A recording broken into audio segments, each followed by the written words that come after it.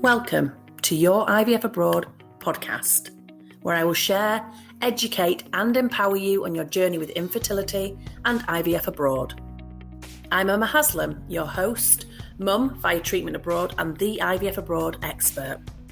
Since the birth of my son in 2018, I have made it my mission to make fertility treatment more transparent, accessible, supported and affordable. I now help people around the world just like you to find a safe, best fit clinic, have fertility treatment and achieve their dreams of starting or expanding their families. And I'm here now to help you too.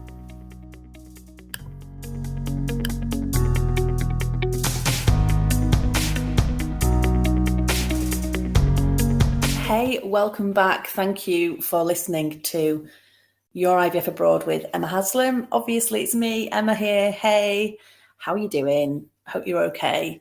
Thank you for taking time out of your day to listen to my podcast. It means the world. Hopefully, it's helping you. I've had lots of people contact me to say that it is. So for that, I'm really pleased. And for those people that have already left me reviews and have rated the podcast, thank you so much. And if you are enjoying the podcast and it's helping you and you've got a minute, I'd love it if you could also do the same. Drop me a star rating or leave me a review. And if you hit subscribe, then you'll be the first to know when the next episode lands. So thank you. I appreciate each and every one of you. So on to today's episode then. Can't speak. I'm going to be looking at 5 things I'd wish I'd known were so important before having fertility treatment abroad. The first one is probably really obvious, but super key, and that is research everything. If you're going to be doing this yourself, then make sure that you do your homework and your research. You can go back and listen to some of the past episodes where I've talked about how to best find a destination and a clinic, but just to re-highlight some of those things, really do your research in terms of a destination. Is it safe? Is it ethical? Is it politically unstable? Can you have treatment is it politically stable or unstable? Can you have treatment there? Is it somewhere that you want to go? Is it somewhere that you can get to? And then in terms of the clinic, is it registered? Is it regulated? Is it safe? What are the reviews like? And while I don't suggest that you go based on another person's review, getting a real sense of the overall reviews for somewhere is great, and really digging into the detail and seeing what people are pleased with, what people aren't pleased with, and really to see if it would suit you and if there's any red flags. Research in terms of any specialisms that you might need based on your diagnoses, or if you don't have a diagnosis and you've been told you've got unexplained infertility, where's best for you to go to try and get some answers. Researching timelines, how long are you going to have to wait to have your treatment? Is there a waiting list? Is there no waiting list? If you're having donation, again, asking questions to make sure that you understand the intricacies of having donation in that country and with that clinic, and how that affects things for you and any future children born, just so that you're making informed decisions. And as part of that research, not being afraid to ask questions. I hardly asked any questions. Neither of us did really. Partly down to confidence, I think, but also not really knowing what to ask.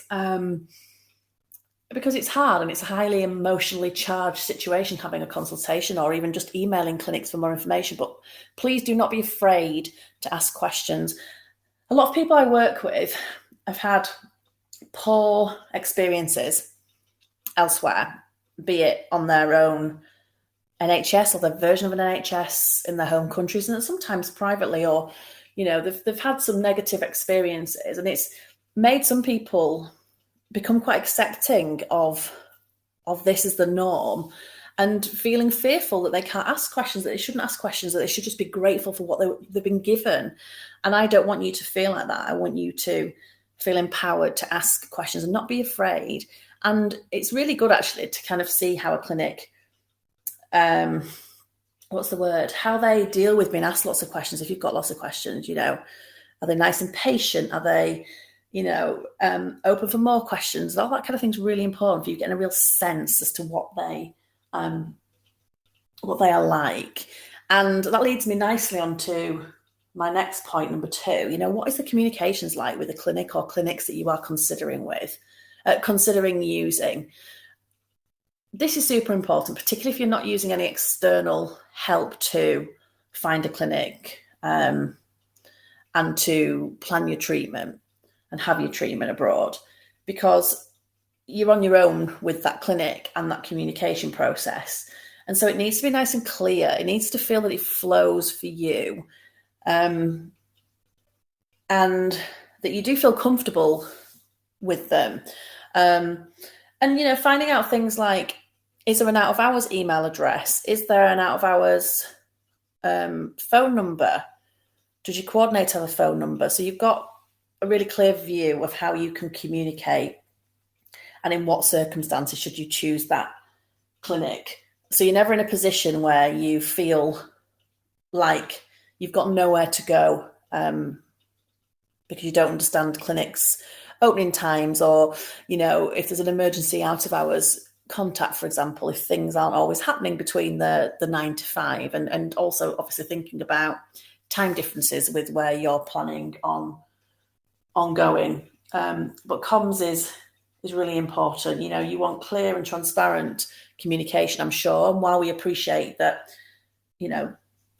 clinics might not be writing in our first language, they're probably not, you'll still very quickly know whether or not you understand things, and how helpful they are and how accommodating they are or not.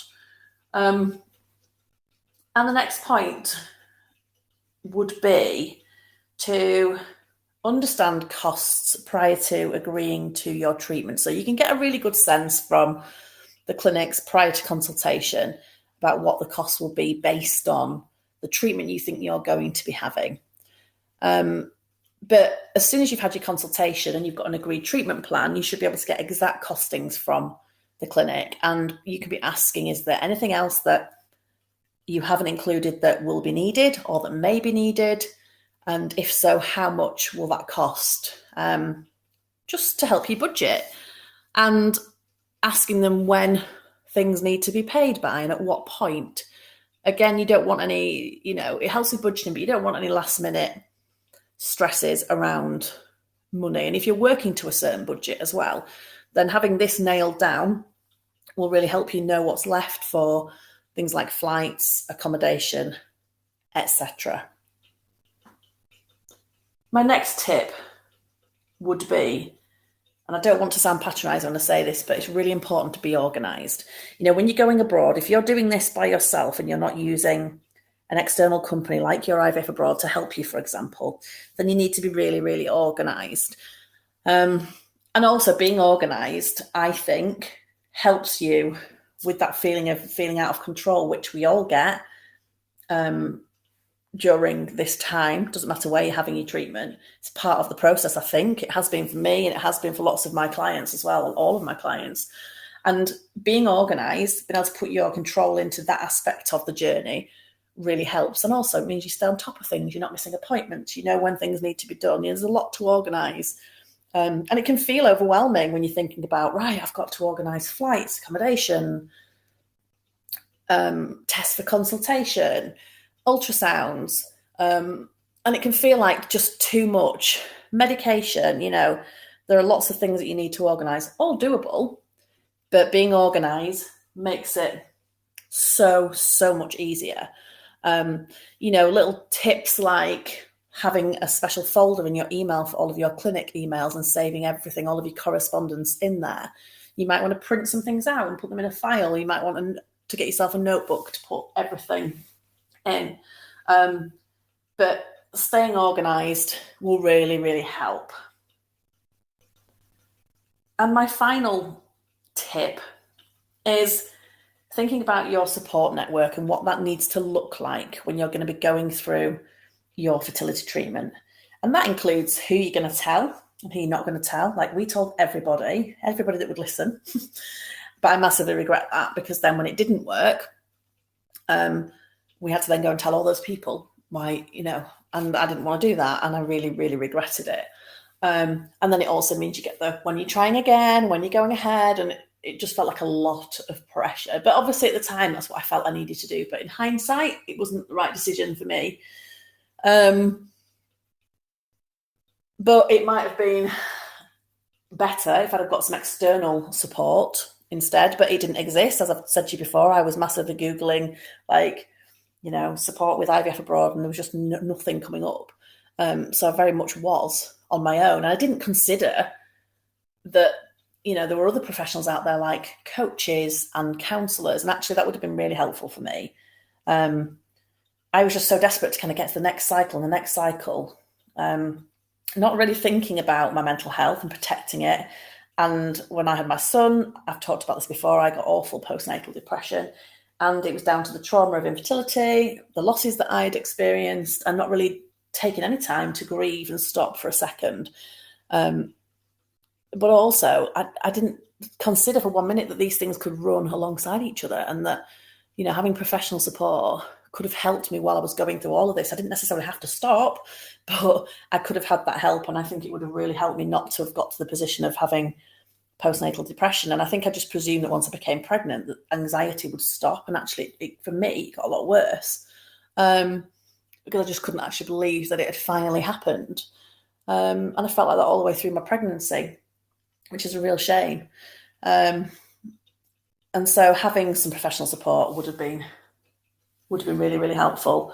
And if that's an option for you and you think you want some sort of practical support with finding a clinic, with planning, preparing for treatment, and the emotional hand-holding from someone like myself, then drop me an email at hello@yourivfabroad.co.uk and let's have a chat to see if I might be able to help you.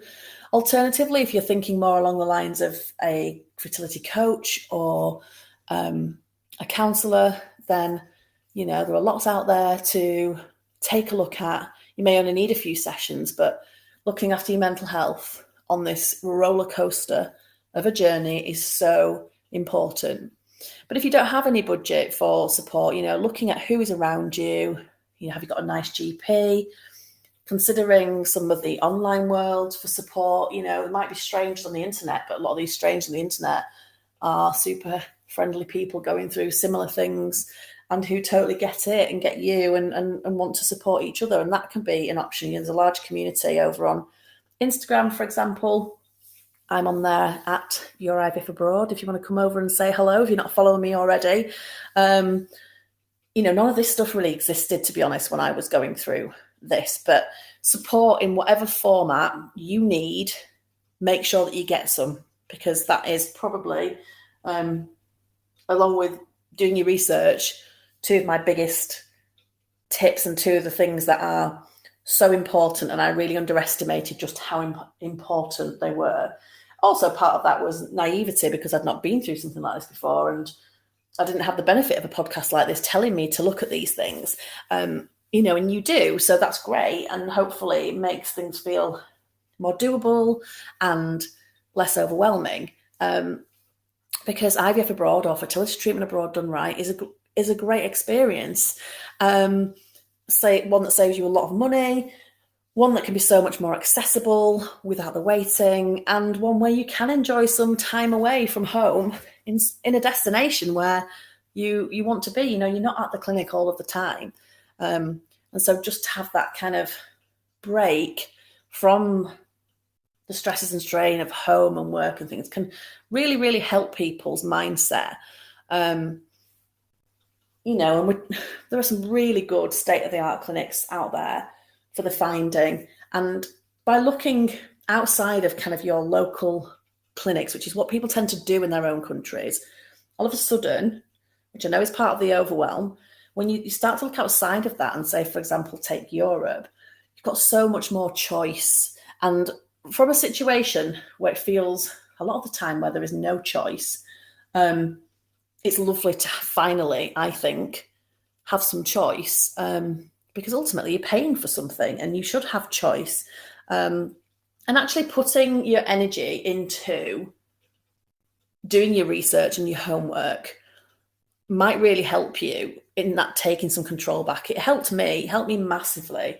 I know from my clients, like, they say the same thing when they, realise that there's this world out there of opportunity and they're able to move things forward. They feel more in control.